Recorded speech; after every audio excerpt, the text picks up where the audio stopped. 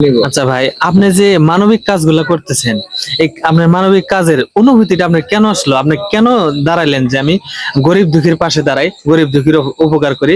আপনার এটা কেন মনে হলো? আসলে আমরা প্রত্যেকেই আমাদের ব্যক্তিগত জীবন নিয়ে ব্যস্ত, কর্মব্যস্ত জীবনে সবাই সবসময় নিজেরটাই চিন্তা ভাবনা করি।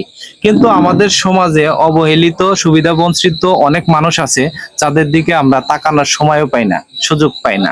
তো অনেক সময় দেখা যায় যে এমন কিছু মানুষ আমাদের সমাজে চোখে পড়ে, যাদের অবস্থা, পারিপার্শ্বিক পরিস্থিতি দেখলে চোখে পানি আসে, এবং তাদেরকে আল্লাহ তাআলা আমাদের উপরেই দায়িত্ব দিয়ে দিছে, এবং আমাদের ইনকামের একটা অংশ তাদের জন্য, এটা আমি মনে করি বৈধ।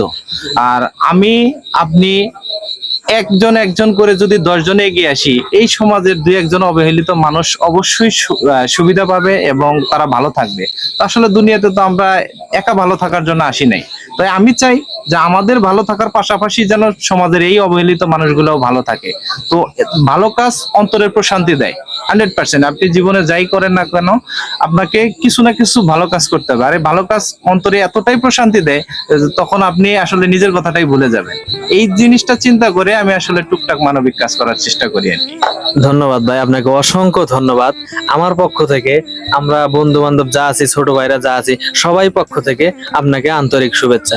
আর সামনে যদি আপনার মানবিক কোনো কাজের জন্য কারো হেল্প লাগে, কিংবা আমার মানিক ভাই আছে, তারপরে আরো অনেকে আছে, মিজান ভাই আছে, তাদের জন্য কোনো হেল্প লাগে আমাদের বলবেন, আমরা অবশ্যই সহযোগিতা করার চেষ্টা করব। Thank you. আমার কাছে খুবই ভালো লাগলো যে আপনারা এরকম আমার সাথে একাত্মতা প্রকাশ করলেন, এবং মানিক ভাই তো আমাদের সিরাজগঞ্জের ভাইরাল পারসন।